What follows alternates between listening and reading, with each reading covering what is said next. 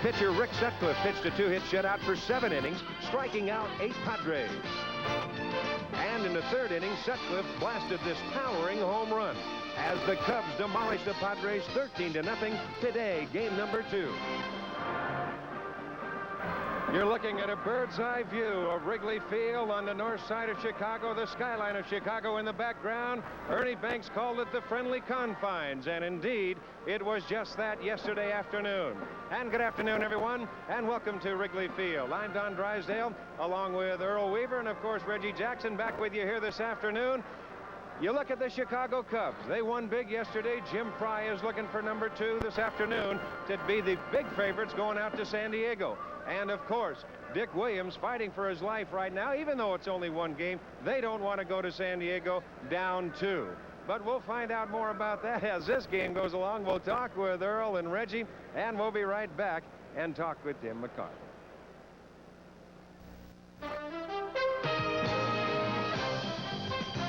This ABC Sports Exclusive is being brought to you by the Gates Rubber Company, by North American Van Lines, a true value in moving, by Scope, cool tingly Scope, works as good as it tastes, and by Edge Extra Rich Gel for extraordinary closeness and comfort.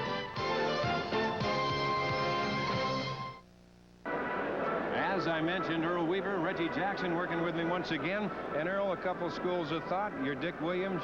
You want to try and get here this afternoon. You want to go back 1-1 if you're Jimmy Fry. You want to go back to San Diego 2-0. Your thoughts? Well, there's no doubt about it. Whoever wins this ball game that we play today goes out to the West Coast as favorites. 13-0 yesterday. It only means 1 ball game, but it gave both managers an option. Jim Fry had a big enough lead. He could take Rick Sutcliffe out in the 7th inning, 108 pitches. If need be, he can bring him back Saturday, but the same thing works for Dick Williams in the San Diego Ball Club. I've got a feeling that whoever might be down, if it goes 4 games, in that 4th game Saturday, the first game pitcher is going to be on the mound for the club that has the 1-2 record. Well, Reggie, you've been the other side of the coin because you've been on top 2-0 in 1982, only to come back and see the Brewers sweep the Angels the next 3. That's the only club that it's ever happened to. Your thoughts if you're a Padre or a Cub this afternoon? I tell you, if I'm a Chicago Cub, I know that I've got all kinds of momentum. If momentum means anything, then they've really got it here in Chicago with fanfare and support, and just about as much as I've ever seen before, Don. The San Diego Padres, on the other hand, yes, they lost the ball game 13-0, but it's only a 1-game loss, and they know today that if they win the ball game today, surprisingly, they can go back to San Diego with momentum. It doesn't seem like it should make sense, but that's the game of baseball. It certainly does. 4 more to go anyway. Amateur umpires yesterday, Earl. Really not a big thing in the outcome, but there was certain controversy. Yes, there was. Early in the ball game, they felt that a few pitches were missed and changed Eric Shaw's pattern. We don't know about that. There's a unique situation in the American League playoffs. They have an ex-Major League umpire there who's going to stay behind the plate for all the ball games. Here they're going to rotate the umpires. Each umpire is going behind the plate for a ball game. Jim Fry thinks this is a good idea because if any one of those amateur umpires has a bad day behind home plate, he's not going to be there the following day. Well, we've talked to the players. They said the strike zone was higher yesterday. This afternoon, Reggie, you've got 2 sinker ball pitchers in Trout and Thurman. As a hitter, what does that do to you thinking about that strike zone coming up? Well, most of the National League umpires, difference between the American League and the National League, Don, is the fact that the American League has a higher strike zone, the National League a lower strike zone. They say that these umpires have a higher strike zone.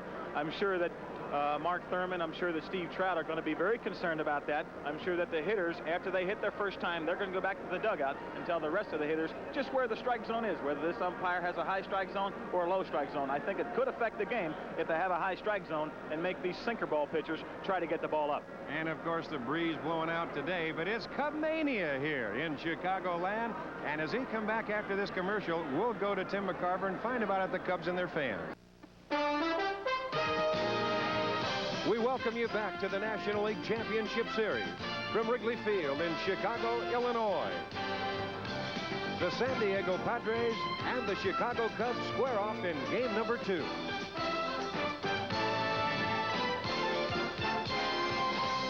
Ladies and gentlemen, at this time, the colors are being presented on the field by the Great Lakes Naval Training Station Color Guard. And at this time, we ask that you please rise and join in the singing of our national anthem as sung by the popular recording star, Bobby Vinton.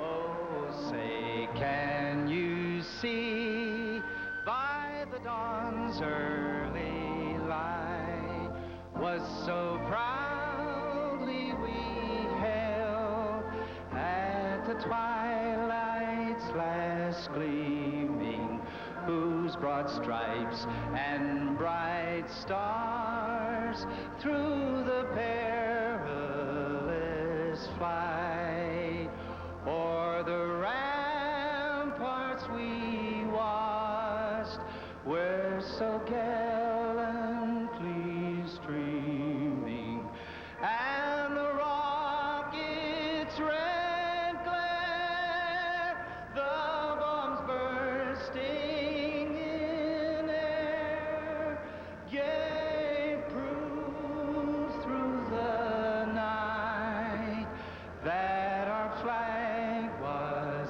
still there. Oh, say does that star-spangled banner yet wave o'er the land of the free and the home of the brave? Bobby Vinton and the national anthem. Our pregame festivities are over, and we'll be back with game number 2 right after these messages. Game 2 of the National League Championship Series is being brought to you by Budweiser. For all you do, this Bud's for you. By Chevrolet. Drive today Chevy. Live today Chevy. By Gillette, makers of the Good News disposable razor with 2 blades. And by McDonald's. It's a good time for the great taste of McDonald's. Well, we will see what will happen today in game number 2. Right now, we'll check the Cub defense of Leon Durham over at first base. At second base will be Ryan Sandberg. Moving across over to shortstop, the veteran Larry Bowa. And over at third, another veteran in Ron Say. Moving to the outfield, a big day yesterday, and Gary Matthews in left. In center field, he caught them all yesterday out there and had a home run to boot, Bob Dernier. And over in right field, maybe the game-saving catch or what might have turned the tide, Keith Moreland. Behind the plate and doing the catching, the man you just heard from, Jody Davis. And on the mound, the starting pitcher this afternoon for the Chicago Cubs, it'll be left-hander Steve Trout, a record of 13-7, and Trout with that 3.41 ERA. Well, we will check with the umpires. They move them around a little bit as Dave Slickenmeyer will be behind the plate. Joe Pomponi will be at first.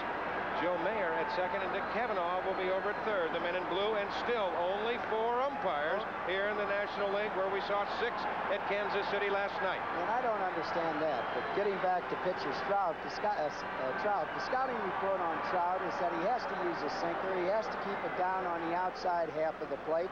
He's got an excellent changeup, and we'll see that a lot. But when he was with the other Chicago club on the south side, he could throw the ball over 90 miles an hour, and he could sneak it by you high. But the word is that if he starts to get up with the wind blowing out to right field, that there'll be somebody up in the bullpen early.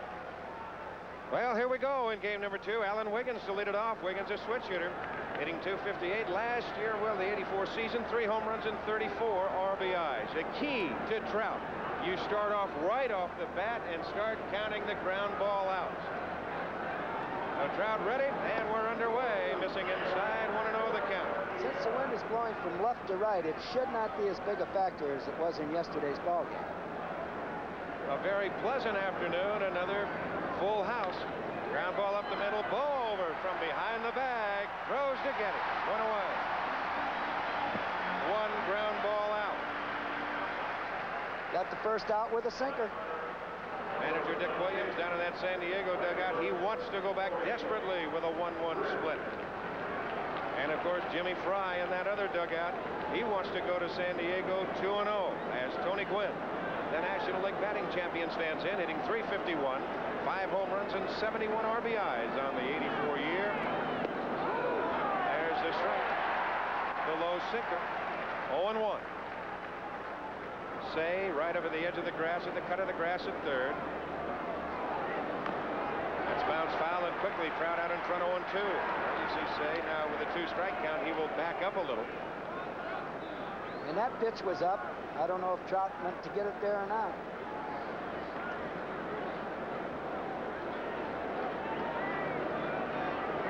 The 0-2 pitch to Gwynn. Oh, he got it on the outside corner. And Gwynn caught looking. Well, that's what they get for complaining about the low strike. There was one. We'll get to see it again. Good pitch. Low around the knees, outside part of the plate. Looked like it was a little bit too far outside. That's a tough call. That's a tough call right there. You take a 91-mile-an-hour fastball, which that was right there. That ball is a little bit questionable. You're going to have tough time swinging at that pitch. Already you've got the umpire setting a tone right here, and I'm sure that San Diego, wanting to come out swinging, is now going to go back to the dugout right now and set up a game plan. You see Tony Gwynn get called out on strikes. That doesn't happen too much to a man that hits 350. He only struck out 23 times in 1984. Garvey to the hole. Boa sets, throws, and gets it. So the Padres are gone in the first inning. A good play by Boa. 3 up, 3 down. We go to the Cubs half. No score.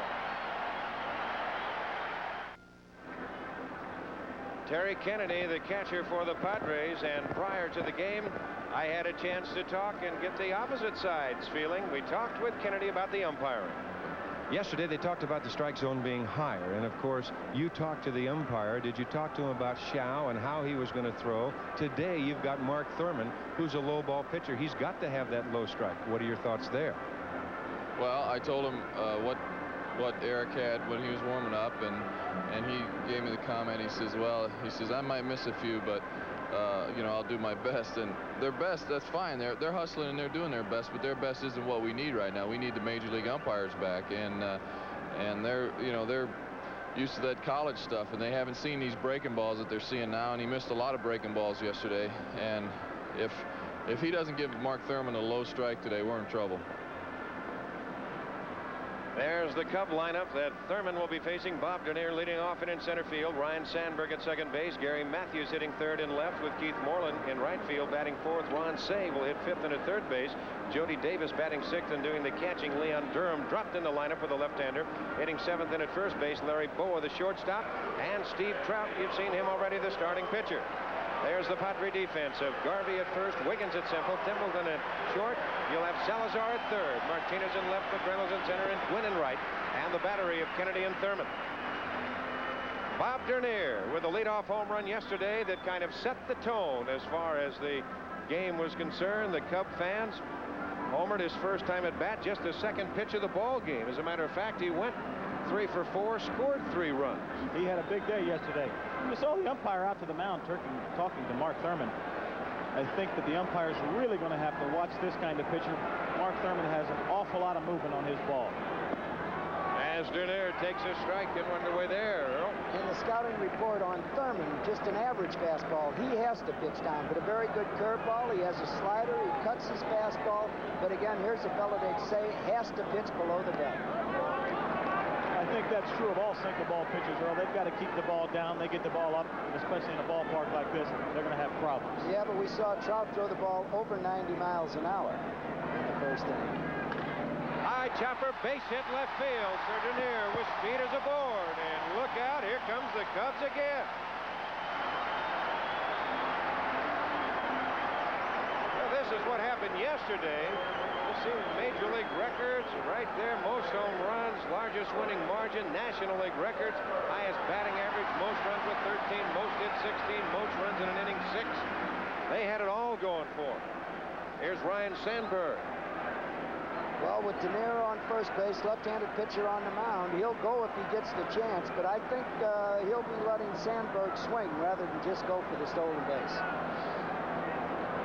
Dernier with 45 stolen bases on the year. Of course, course, a key possibly to watching Thurman will be that right shoulder, how he swings it in coming to the plate. He does turn his shoulder, Don, and that will give a base running specialist like Bob Denier an advantage. I'm sure that he knows that. I'm sure they've gone over it in the scouting report. I would not be surprised if you see some movement here on the base paths. Well, I'll tell you what some of the Chicago coaches said, that his move is below average, and he's slow from his first move in his set position, releasing the ball to home plate.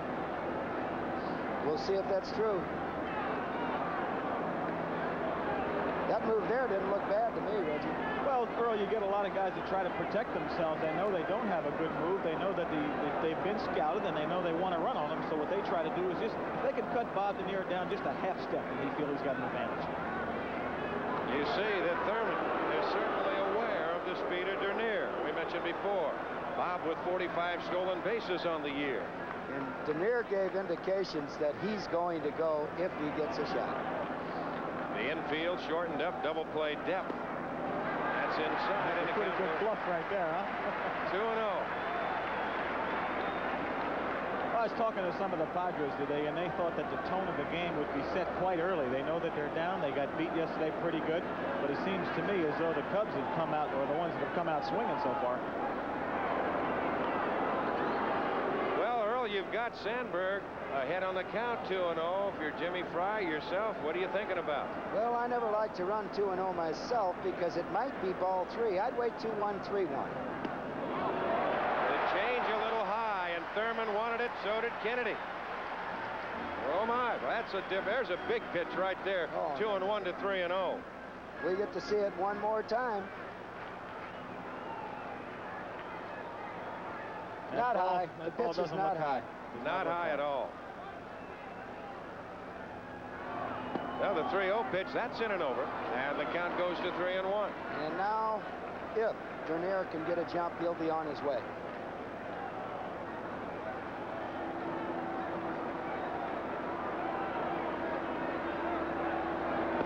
And very quickly goes to 3-2, and we'll keep an eye on Denier. Of course, Nettles, we mentioned before, is out of the Padre lineup.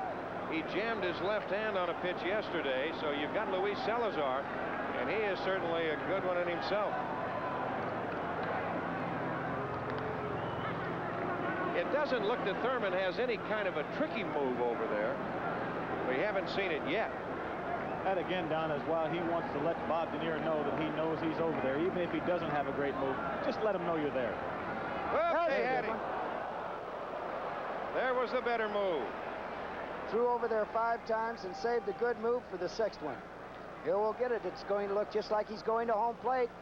Finally, we saw Denier 2 steps the wrong way, and he was lucky to get back.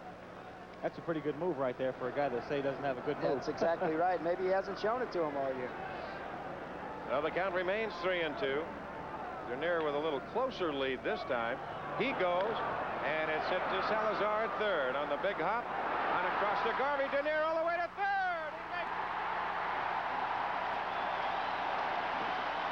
Hustling baseball.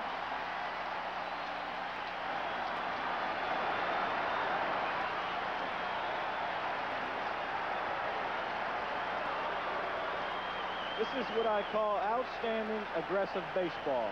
Chicago Cubs have come out swinging. You see Bob Denier watching the third base coach, getting a look at the play all the time. He was going all the way. Had enough time to look ahead and see that he was going to be safe, could beat the play. The Cubs know, Chicago Cubs know, that Steve Garvey does not throw the ball well. He does not throw to second base well. He does not throw across the diamond well. Here you see a little hesitation. And with the speed of Bob Denier, bingo. Not a good throw at all. And, of course, you've got a man over there at third base. He will run. A man coaching there, Don Zimmer, one of the finer third base coaches. He's a gambler, and that's, I think, what you have to have at times. In fact, during late in the season, they practiced Alan Wiggins coming in to field the bunt and sacrifice situations and leaving Garvey back at first base. Now, Gary Matthews, a big day yesterday with a pair of home runs. Again, you talk about the tempo of the ball game. Here's a ball club coming in extremely emotionally high. The fans, the city, really up for this. High chopper, Denier will score. Templeton got to hurry to get him. 1-0 Cubs. chalk that run up to Bobby Denier and his aggressive base running. They stole one. That is a manufactured run. That's what you call coming out and throwing jabs and not waiting to counterpunch. You are taking the offense. They are capitalizing on the emotional situation they have here in the city and with these fans here. It paid off right there. Great bit of baseball right there. So with 2 outs, a run in. That'll bring on Keith Moreland, hitting .279, 16 home runs with 80 RBIs in the '84 season. This is inside the count 1-0 with Ron Cey on deck. 1-0, the Cubs on top here in the bottom half of the first inning.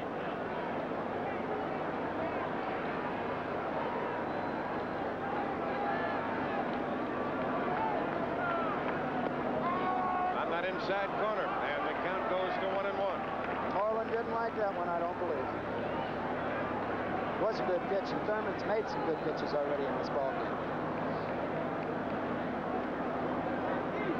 Dick Williams watching over in that Padre dugout. The count moves on to 2-1. Thurman, 28-year-old left-hander out of Houston, Texas.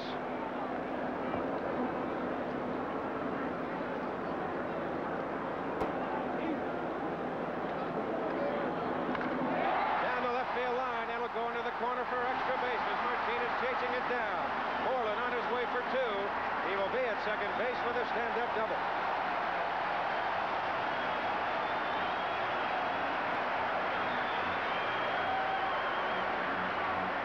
We get to see it. This is one of the bad pitches that Thurman's made. It was up just a little bit above the belt on the inside half of the plate. A line drive down the left field line. And the one thing about that, after Chicago played the outstanding baseball and stole a run, it became insignificant because they would have gotten it anyway. Well, Moreland stands at second base, holding up the 2, signifying the 2 outs. Well, that's what I call hindsight being 20/20. Let me tell you something, pal. If there's a man on third base, you may not get that same pitch. While you can get that run, let's give that credit back to Bob Denier and Gary definitely. Matthews. He deserves it. He deserves the credit. And the big thing you said there is he wouldn't have gotten the same pitch if the score was still 0-0 with the man on third base. There is a very interesting stat. They've won 31 of 34 home games in which they've scored in the first inning. As Ron Cey takes low. You know, it seems funny, Don, you know, when you say a statistic like that, a lot of people say, oh, what does that mean? For some reason, those things just seem to come out that way. When you're ahead, you get on a roll, and I'm sure that that's important. I'm sure the Cubs know it. Well, the Cubs have lost only one of their last home series during the regular season. Down low, the count 2-0. It gives the pitcher something to work with. That means something when you're ahead in the early innings. Now, a lot of people will sit back and say, well, how do you counteract that? How do you turn that around if you're the Padres and Dick Williams? You've got to come out swinging just as they do. That's right. You've got to beat them at their own game. Well, if they can get those leadoff men on San Diego, and they both hit the ball hard in yesterday's ball game, if they can get on, they can create some action themselves. Unless it's a base hit, Earl, they don't pay off on hitting it hard. Right. Say what? There's what you were talking about with that first base open and the man in scoring position, Reggie. He wasn't going to get careless and didn't say anything. He wasn't necessarily wild there, like you say. He's got a base open. He's going to get 2 men on and give himself a chance where he's give himself a chance to have a force out at any base. Say's one of the few guys that'll take those close pitches and let the guy behind him drive in the runs. There's a lot of power hitters that want to get it in themselves, and they get so anxious that they start swinging at those bad pitches. That's where you've got to be a little more selective as Jody Davis stands in. I will say amen to that, Earl. Out of play, right side. And I think very, very important right now here for the Padres to try to regroup themselves, to maintain, to stay in this ball game, try to get out of this inning with 1 run. There's a lot of pressure on Mark Thurman right now. Call it what you want, but the ball is in his court. Good swing by Davis, fouls it right straight back in the count 0-2. As we check the flags here at Wrigley Field this afternoon, the breeze coming out of the west as that it's blowing to right, but still a very warm, comfortable day. And when it's warm and comfortable in the friendly confines, look out. you got to be aware. That ball is still jumping well.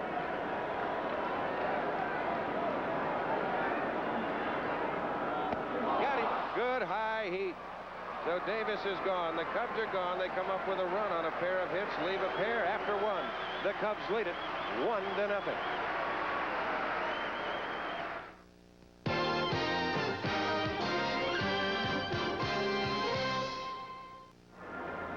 Yesterday, with Eric Shao pitching, a sinker baller for the Padres, the dirt was hard around home plate. Today, with Steve Trout of the Cubs pitching, the dirt is soft around home plate. Coincidence? I don't know, but I don't think you're going to see too many ground balls with Giddy up on it today. Now let's go back up to the booth to Don Drysdale. All right, Timmy, thank you very much. Well, the man who sat back behind that plate for many years, and funny how little tricks of the trade will turn around and might be an advantage as Martinez leads it off. Well, let me say this. There's one ball game this year where Steve Trout, in 27 outs, he had 23 ground balls. Well, that's his key.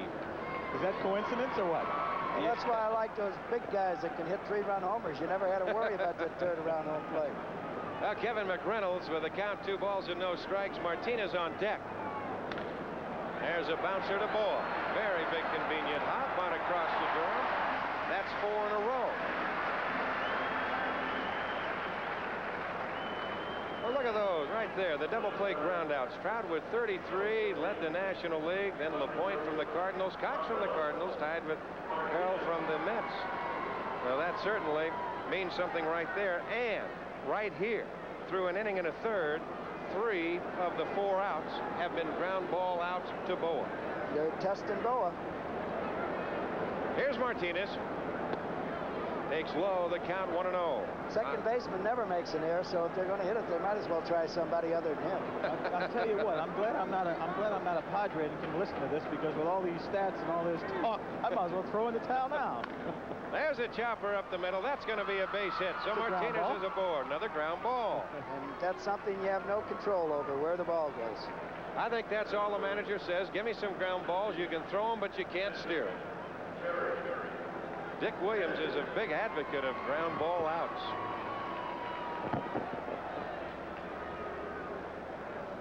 Well, here it is. We see it. The ball is chopped right down in the dirt, so the dirt's not that soft. It got through the middle.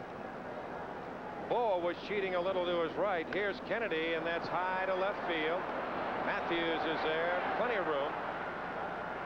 And there's 2 going.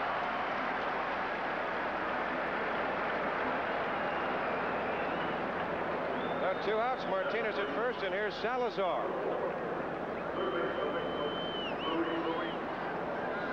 Salazar, during the season, hit .241, 3 home runs and 17 RBI. Now Dernier will move slightly into right center. Matthews straight away left, so they give Salazar the alley in left center. Here we get a look at the last fly ball to left. Boa lost it completely, so they better get some ground balls, because it's going to be tough to see the ball in the air. There's that good changeup by Trout, and very quickly the count is 0-2. No, Don, we've talked about his changeup, and we've talked about his fastball and sinker. This man's also got a real good slider, almost a Guidry type. 2-strike pitch. Missing outside. And the count 1-2. Well, that was a good changeup we saw. Guidry's got that real hard slider that breaks down and into right-hand hitter. Sparky Lyle.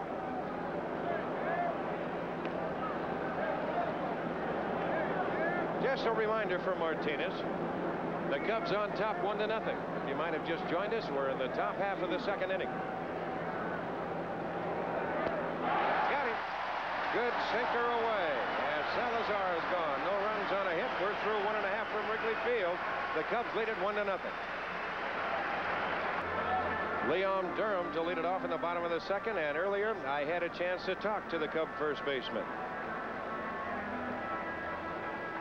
Has there been a key to this ball club this year? Is there one thing that you can put your finger on? Well, the way the ball club just stayed together as a team. We fought together. We got out there. We gave 110% together. And we get guys like your Matthews and your Bronce and And Larry Boyd, the veteran guys, they come in and did the type job that they did to, you know, help experience some of the younger guys, and it really paid off for us. Now Durham to lead it off in the bottom of the second inning. Foul back and out of play. He'll be followed by Larry Boyd, and then the pitcher, Steve Trout. The bottom three in the Cub order. Cubs on top, 1-0.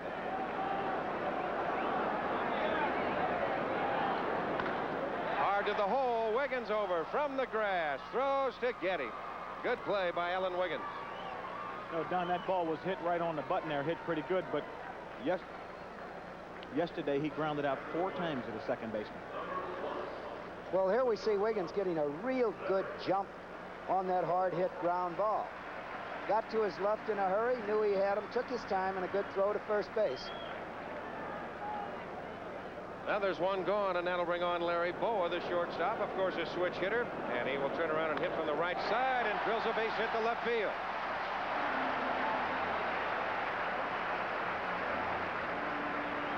So Boyd's aboard, a 1-out single. And it'll bring on the pitcher, Steve Trout.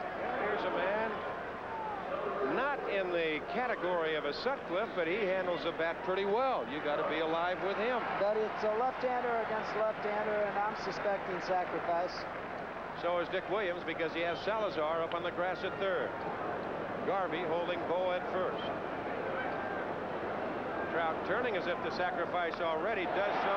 Good bunt. Thurman off slowly. And will take the sure out at first with Boyd moving to second. It was a very good bunt right there. Got the job done. On this play, we get to see the movement of the infielders. Here we got Garvey charging with Wiggins covering first base. Thurman fielded it through. Now, it looks so easy to move that man down to second base, but believe me, it's not that easy all the time to sacrifice a man over. And it might not have been that easy if Thurman would have bounced off of the mound when he sees Trout scoring around a bunt. He stayed right there, and then after the ball was on the ground, he moved. This is Dernier. He has singled and scored. 1 ball and no strikes with Boyd at second base. Yes, sir, that's about the only thing that the Padres can do. They've got to get some men on. They've got to try and move their attack at the Cubs as fast as they can.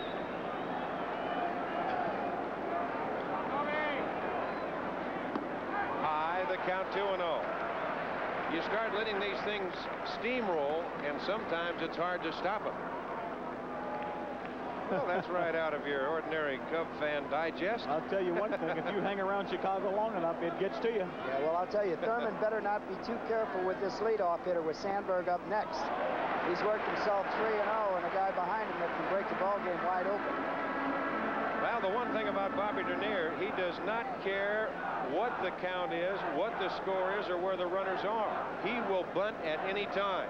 And when you got, like you say, Earl, a man like Sandberg behind him, he just had another man on base.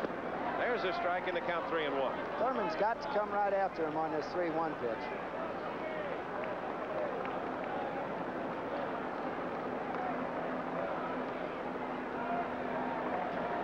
Dernier with a base hit in his first time at bat. That gives him 3 in the series. Had a home run and a double yesterday. As I mentioned before, scored 3 times. He scored once already today. The only run of the ball game. Strike 2 call. Full count 3-2. Real close, and it looks like Dernier's trying to get on for Sandberg. Get another look at the pitch. I tell you, on this particular ball right here, I saw Kennedy snatch that one in right there. But to be very honest with you, you see a lot of hitters do that, Earl, and you don't know whether he's doing it just to try to persuade the umpire or what. I'm sure that Bob Dernier may have been trying to deke me up there. Fouled away over to Sandberg in that on-deck circle. After it's all said and done, I thought the 3-1 pitch was a strike. Okay. And you're right about influencing the umpires, but with the Major League umpires behind there, they get mad at you sometime when you try to do that. Hey, what they'll take it and they'll make you remember it. I know that. 3-2 pitch. Boyd dancing around. know, we take a look right here at this umpire right here. He is squatting down behind that plate, getting down on one knee, just like a National League umpire, sitting on the inside where the catcher is. So he at least looks and sets up well, that's for sure. And he walks it. So Dernier's aboard. Slickenmeyer is his name. How'd you like to have an umpire back there by the name of Slickenmeyer? I'd like to buy a car from him. Did you buy a car from a man that was slick? Nope. Dick Williams down in that Padre dugout. The second walk issued by Thurman. I don't think it's going to be long before we see a little action in that bullpen. I know that Dick Williams is not going to wait one moment too long. And here's a man at the plate who has done everything you can think of at the plate. Ryan Sandberg, and that is outside. Turned it over a little. Kennedy. You're right about the bullpen. Williams can't afford to do today what he did yesterday once it got out of hand to save anybody. He's got to come back. Well, you've got Bo at second, Dernier at first. 2 outs, bottom of the second inning. The Cubs on top, 1-0. And he misses outside again. Tried to turn it over a little bit. There's Bo at second, Dernier at first. So you've got speed on the bases. Thurman is struggling right now. He's behind 2 balls and no strikes to a man who can put the bat on the ball, and I mean put it on hard. Down low, and it's 3-0. You get an idea just watching Thurman right here. He's not free and easy. He's not turning it loose. He's aiming it. And Sandberg swinging 3-0 here. If I had Sandberg, he'd be swinging 3-0. If I got Jackson, he'd be swinging 3-0 here. Well, you may be swinging 3-0, Earl, but you've got to make sure that the ball's a strike. You've got to put it in a little box, or you've got to take it. That ball right there, if that ball was a strike on the inside part of the plate, whether it was or not, you've got to make sure that that ball is right down the middle, right in the sweet spot, almost a 6-inch box, if you can imagine it, or you've got to take the pitch. That's what I mentioned before, Reggie, about hitters that are allowed to do that. They have to be very selective and know what they're doing. 3-1 pitch. He goes through the fastball, and it's 3-2. And now with 2 outs, the runners will be going. Well, they said this fella couldn't pitch high, but he got a ball by Jody Davis up out of the strike zone, and there was a 3-1 pitch he got by Sandberg up. 87 miles an hour. Now the fans come alive. Full count, 3-2, 2 outs. Bottom of the second inning, 1-0 Chicago. They go. High to left. Moving back at Martinez to the wall. The wind's got it. Here's McReynolds for the catch. The breeze brought it over, and it is turned around at the friendly confines. We're through 2. 1-0 Chicago. This is today's Chevrolet. Come on in, take the wheel, start it up, get the feel of the road that rolls on. The road rolls on. Straight ahead, on your own, the light turns green and you're gone on the road that rolls on. The road rolls on. You're today's Chevy, be today's Chevy, live today's Chevy, feel today's Chevy. You know, a lot of people think I have the best seat in the house. No way. The best seat in the house is right here, cheering on the Cubs with the greatest fans in the world and the greatest beer in the world, Budweiser.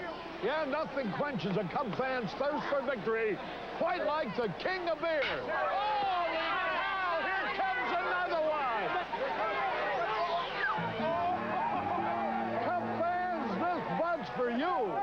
A beautiful shot from the Goodyear Blimp Enterprise from Pompano Beach, Florida. The pilot is Captain Don Plaskonak from Randolph, Ohio. Our cameraman up there, Charlie Mitchell. Boy, that's just a beautiful shot. And indeed, we mentioned, Earl, remember yesterday coming out in the ballpark, if you stay here in this park long enough or over on the south side at Comiskey Park, that breeze can turn around at any time.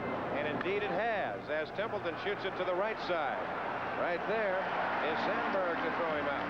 When we came to the park early this morning, it was blowing from the left field line to the right field line. Since game time, the wind has turned around and it's blowing in, and you can bet Sandberg's ball would have been out of the ball. The third out of the last inning would have been out of the ballpark yesterday. It might have been out of the ballpark 3 hours ago, bro. That's right. Here's Mark Thurman, the pitcher. It's just dropped on top of the roofs on the small flag, but if you look at Old Glory high atop the mast in center field on the scoreboard, It's coming right straight in very gently as Thurman fouls that away. A 190 hitter on the year with 4 RBIs.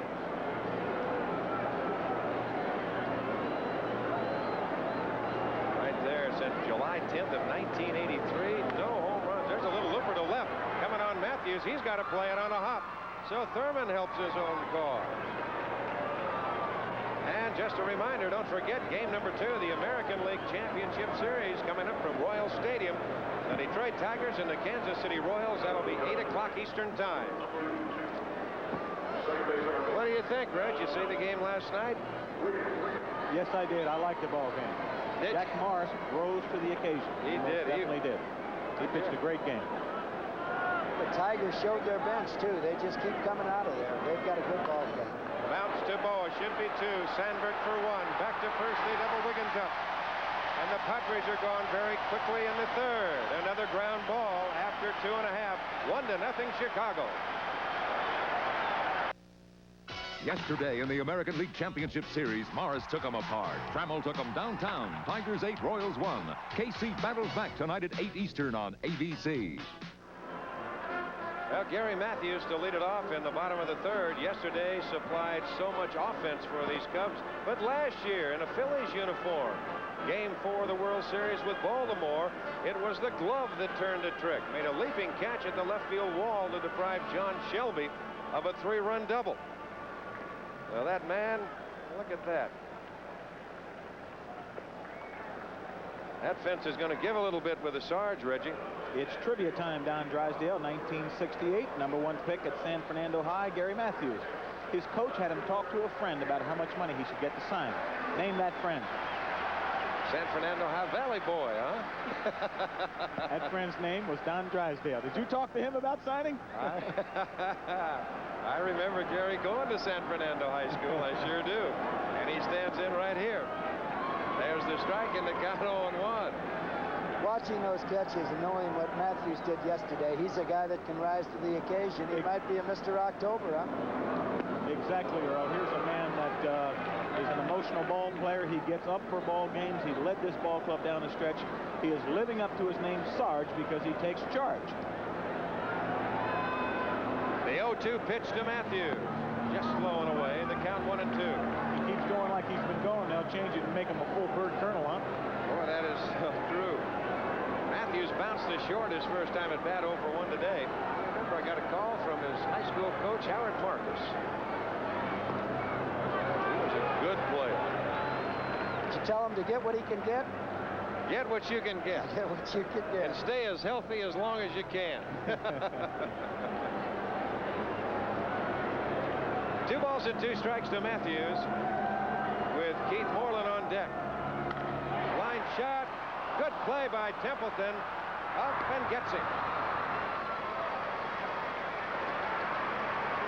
What a difference a day makes. Yesterday they were hitting them on the end of the bat, breaking bats, and they were finding holes. Today, the ball's hit like a rocket. Templeton just in reach and fine play. And a good throw to first base. Well, Earl, he's always had great range. The thing they said about Gary Templeton, he hammers that ball. The thing they said about Gary Templeton is he didn't have good control of his arm. That's a perfect throw and a great play. Here's Moreland. Double down to the left field corner his first time at bat. See Keith 2 for 4 in this championship series. On deck, the veteran Ron Say. San Diego couldn't buy a break yesterday. 4 for 6 against Thurman lifetime. Just off the corner and the count 2-0.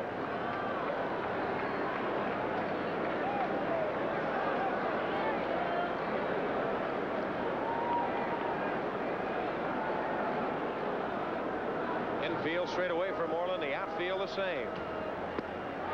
On that corner, the count moves to 2-1.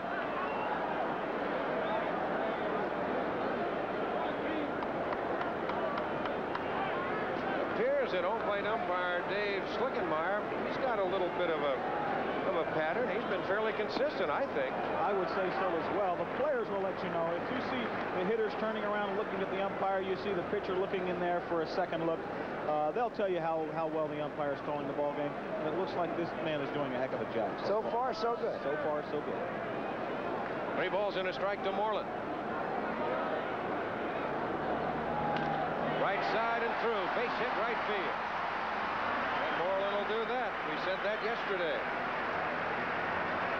That is the way you have to swing a bat against a sinker ball pitcher. You have to take the ball the other way. They're going to try to sink the ball down and away from you. As we see Keith Moreland at the plate, that ball is outside, it is down, and we see Keith stay with the ball and hit that ball to right field and sharp. That'll bring on Ron Say, and just an added note on the home plate umpire, Dave Schlickenmeyer. He was a professional minor league umpire for 6 years, worked in the Texas League. He's affiliated with the Midwest Umpire Training School. 1 ball and no strikes to Say. That's what sinker ballers try to do. They try to get you to pull a ball. A la Tommy John, they try to get you to pull that ball, to overswing and get you to hit ground balls. You've got to take the ball the other way to have success against a sinker ball. I want to ask you a question, Reg. How many times with the count 3-1 did you try to go to the opposite field? The only time I went to the opposite field, Earl, is when I was facing a guy like Nolan Ryan and I was just swinging late. But at 3-1, you were going to look for a pitch you could drive. A ball I could hit over the fence. There's the strike to Say, and the count goes to 2-1. Moreland at first, Garvey holding. 1 out, infield set for 2, the outfield about straight away. Don't forget, these 2 clubs will meet again tomorrow night in Game 3. That'll be 8 o'clock Eastern time. And the scene will go to San Diego. That's hit hard to the alley, left center. Martinez over, and it'll go off of the wall. Slow picking it up, and Zimmer's going to wave him on around. The relay to Wiggins. The throw to the plate. By Kennedy. Run scores. Over to third is Say. 2-0. Chicago.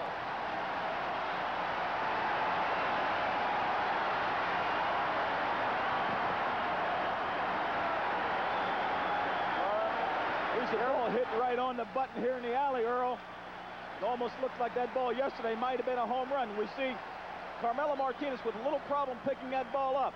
He turns around, still a chance at home plate, but a bad hop, a bad bounce, and he's safe. We get Martinez chasing the ball again. He's in the gap. It hangs on the ivy just a minute. He had to wait for it, but there was plenty of time to throw Moreland out at home plate, and Templeton made a good throw. As the ball got into home plate, it just hit on the edge of that grass and skipped by Kennedy. Another break for the Chicago Cubs. Yes, it was, Earl, and it actually short-hopped him. It skidded off of that grass. And a good throw, if it was out 15 more feet onto the grass, a good throw where Kennedy could have handled it, he would have thrown him out. It really was a pretty good throw. It just took a funny hop. Yep. The way the Chicago Cubs are going right now, they're getting the hops. They've got a ball going. One more throw on the angle coming in. We can see it very well. Right close to Kennedy and goes right by him. He had no chance. And again, we have to say that Chicago's getting all the breaks right now. Now the Padres will bring the infield in. Jody Davis a hitter. Say standing at third. So they give Say a double high to center field. That will score the run. McReynolds is back. He is there. Say tags the catch. Here comes Say. He'll score. 3-0 Chicago. Again, I have to say what a funny game baseball is. If Carmelo Martinez and left would have juggled the ball, if Templeton would have decided not to throw home, Say's on second base and the third run don't score. They did everything right and still wound up losers. Now the bullpen will get active for the San Diego Padres. Well, you knew that wasn't going to take long. No, not at all. You said that before. They've got to pull out all stops today. Andy Hawkins will get up. He'll start to throw as Durham has the first pitch outside, 1-0. Well, there's a case. You've got a sinker ball pitcher with the infield in. You want to keep the ball down, and he got it up to Davis. Enable him to hit the fly ball. Yeah, he struck Davis out on a fastball up out of the strike zone the time before, but this one was in the strike zone, and Davis could catch up with it. 1 ball and 1 strike the count. So credit Say with a double if you might be scoring with us. He went to third on the throw. There was no error on the play. On that inside corner. There's Fran Say. Smile of victory. A happy smile. And the Penguin down in the dugout. He knows there's still a lot more work ahead. 3-0, the Cubs on top, bottom of the third. High to the left side, going out Salazar and calling. And that'll be out number 3. But the Cubs come up with 2 runs, 2 hits, no errors, and they leave nobody. And after 3 complete from Wrigley Field, 3-0 Chicago. Now, Tony Gwynn, the National League batting champion, to lead it off prior to the game, I asked him, how did it all fall into place? A lot of young players would like to know your secret. How did it all fall into place? Well, you know, I think it really fell into place for me at San Diego State. You know, at the time I was using a big bat, and you know, I was fairly successful, but you know, the bat broke one day. Aluminum bat broke one day, and I was looking through our equipment room and found a little bat that, you know, I really felt comfortable with. And from that point on, I think I started hitting the ball a lot better and a lot more consistently. And from there on, everything has been virtually the same. I've hit the ball solid in every level, and now to do it in the big leagues, it's like a dream come true for me. And yes, sir, with that .351 batting average, that led all the major leagues. First pitch was foul up the first base side, though the count 0-1 to Tony Gwynn. Takes low, the count 1-1. Leading the National League in hitting, you know, sometimes this fellow's defense is overlooked. He only has an average arm, but with that speed he has, he gets to the ball in the alleys. He gets to the ball in a hurry, he gets rid of the ball in a hurry, and he saves a lot of extra bases. Out of play, left side. That'll be back up over to our left, and the count moves on to 1-2. No, Don, as I look at this Tony Gwynn, I was looking at his bat earlier today around the batting cage. He used a 32.5-inch bat and only 31 ounces. That's almost unbelievable. That's down the left field line. That's going to drop for a base hit and maybe more. Matthews over now, rounds it off and drops the ball. Gwynn to second, and he makes a turn. He'll hold right there with a double. There's Alicia Gwynn. So that's about the first time she's had a chance to cheer in this series. Well, you really knew that wasn't going to last very long. This man hit the ball on the nose 3 times yesterday, and I mean hard, all line drives. The same way he hit that ball, except there's no one there this time. It's a double. Gary has a little trouble. Really doesn't matter because it's a double anyway.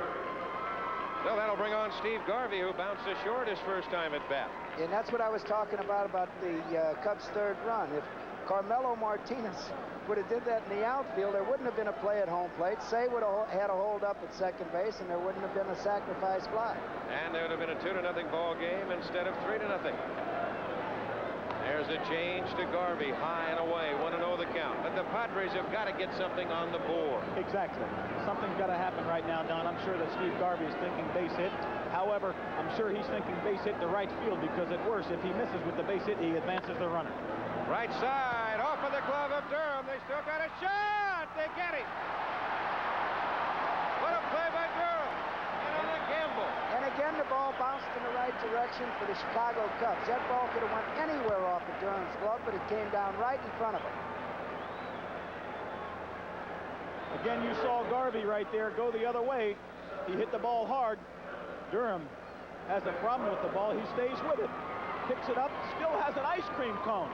Wants to flip it, but stays there and out hustles Steve Garvey. That time we saw the umpire right on top of the play. Yes, sir. Well, Gwynn moves to third, and that brings on Kevin McReynolds. Pop, right side and foul. As they say in the major leagues, what Steve Garvey just did right there is a good miss. Did not get a base hit, but he advances the runner in the scoring position.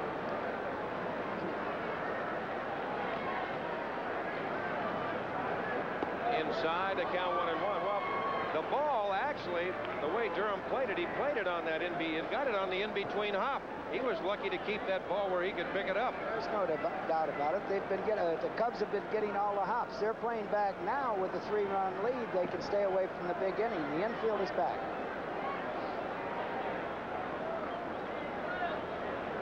While Davis and Trout have a chat, a reminder, the National League Championship Series, an ABC Sports exclusive, is being brought to you by Bud Light. The best has a taste all its own, satisfying but never filling.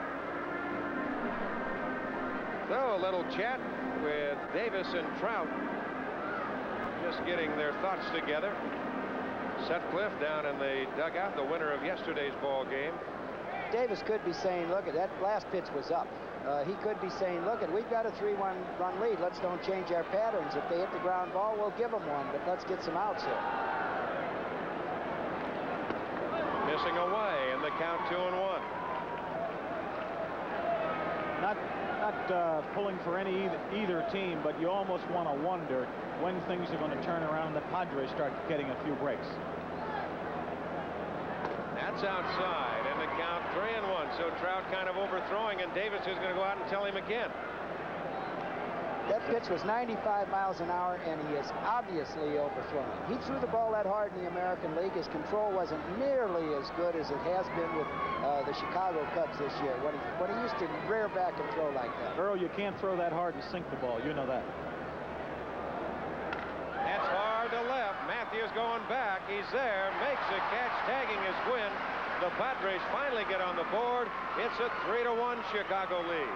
Again, there's another ball hit right on the button. And the Cubs really wound up the winner on that one. Yes, they did. He gets that ball up. It's a home run. If he gets it in the alley, it's a double. Well, the thing is, when you throw that hard and you're a sinker baller, you better keep the ball down. Unless you're going to cross-seam it and ride it high. We get to see it again. It was a high fastball. He overthrew it. A shot to Matthews out in left field. Here's Martinez. He takes a strike down and away, and the count is 0-1. Not too happy with that call. If Trout's going to throw the ball like that, he's got to set up the hitter with the sinker and with that slider and with that curveball, and then pick his spot on a 1-2 pitch, 0-2 pitch, and try to get the ball up around the letters and on the hands. I agree with you, Earl. There it was again. Although, really, here's a man who's pitched with a sinker all year long. You don't want to come into a game like this and change your pattern. You want to stick with what you had success with. Just outside, maybe a little low, and the count 2-1. Well, the thing with Steve, and watching him through the years, when he gets into that pattern wild outside, it's where he's overthrowing just like that, and his body flies on him, and his arm trails. And then after that, it's just a slingshot effect trying to catch up with himself. He becomes a thrower instead of a pitcher. Very well said, Don. What you do is just wind up rushing yourself, and nothing catches up.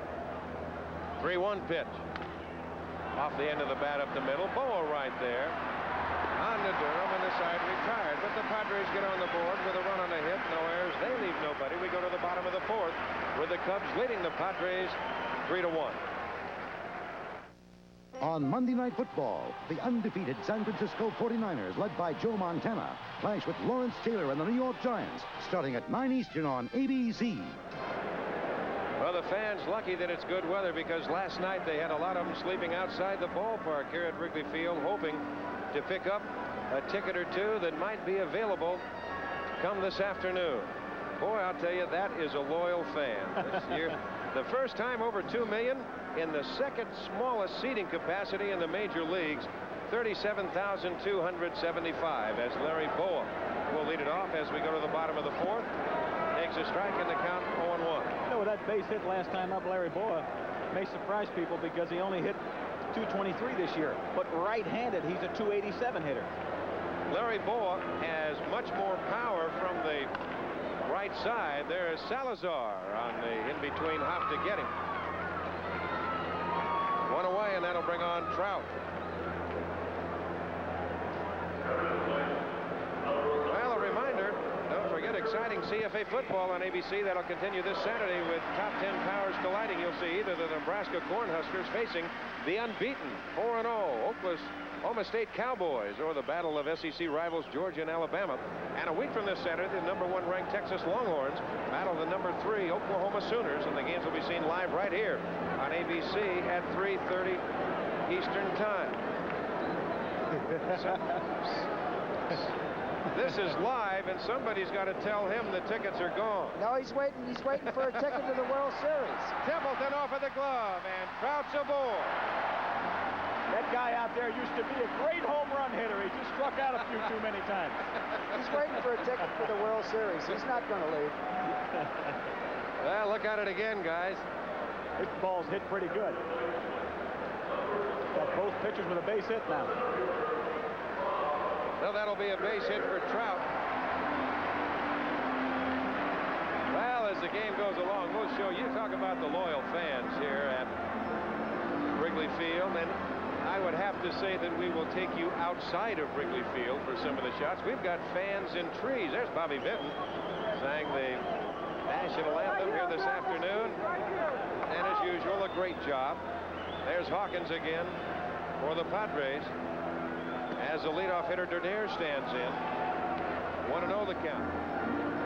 They've got fans up in the trees watching these on games. rooftops. They've got them all over. I always wonder if there's some kind of ordinance where you're not allowed to put but so many people on top of a roof. We went over the court case yesterday. That's right. They had that yesterday. The judge ruled that half to the owner and half to the tenants. 1 ball and 1 strike to Dernier. He has singled and scored in the first. He walked in the second. Time call. Ball getting away in the Padre bullpen. Oh, that'll break a little tension right now. It could. Right now, let's take a look and see if we can pick up some of those fans out in the trees in left field, over right down the line and over the wall. That's amazing. When we saw that a little while ago, we'll pick that up a little bit. Look at that. Is that a bird's eye view? That is camouflage and concealment right there. That was a good one, Reggie. I liked it. Off the end of the bat by Salazar. Templeton gets the sure man at second, and Trout, Dernier, too much speed to try and double him up. 2 gone. Now we'll keep an eye on Dernier with 2 outs and Sandberg at the plate. He's got the green light all the way here. All he needs is a jump, and he'll be on his way.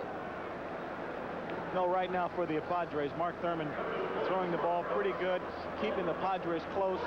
If he can shut the Cubs down just a couple of more innings here and give his team a chance to catch on, to get something going, the Padres are going to get right back in this thing. Very important what's happening right now in order for Mark Thurman just to stay on top of his game and not let it get away from him. We're in a National League, Reggie, and there's going to be a pinch hit situation here where Dick Williams will have to make one of those decisions you don't have to make in the American League. That's right. And Thurman, as we look at the 5th inning, he is the 4th hitter. That is what Dick Williams is thinking about right now. If they have a man on, I'm sure we'll see a pinch hitter, Don. Right. Ryan Sandberg 0 for 2. Takes that pitch for the strike. And the count is 0-1. The breeze now has turned around and is blowing a little. It's blowing in a little from right as we look at the flags high atop the mast over the scoreboard in deep center field. There you see Old Glory. Sandberg applied to the center fielder McReynolds his last time at bat. And fortunately for the Padres at that time, the breeze had turned around. Oh, he started to go again. That was the good move. He had just given him the fake move. I want to see that scouting report that says that he doesn't have a very good move. I don't think I'd pay attention to that one. 0-1 the count.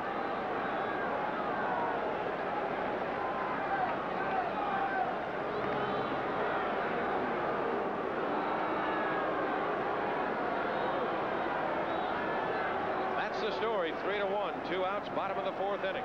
The Cubs got a run in the first, 2 in the 3rd. There goes Dernier. Kennedy can't hold on to the ball. Dernier with a stolen base. Not a bad pitch to throw a base runner out on. Not at all. The pitch is right up where he Here's a ball that's up and away.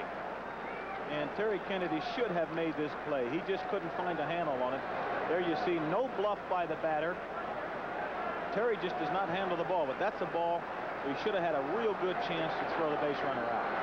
He just didn't do it. Just dropped the baseball. A ball and a strike to Sandberg.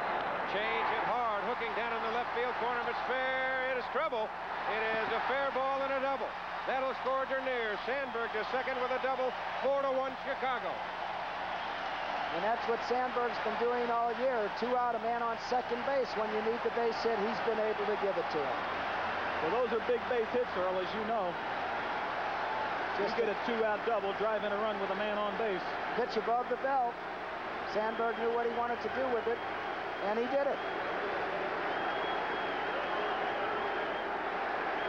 It was just there. Those are situations that turn ball games around with 2 outs. Well, there's a case of what you were just talking about a while ago. Dick Williams now has to go to the bullpen. which he didn't want to do. So Hawkins will come on. We have a break in the action. The Cubs pick up a run. They lead it 4-1.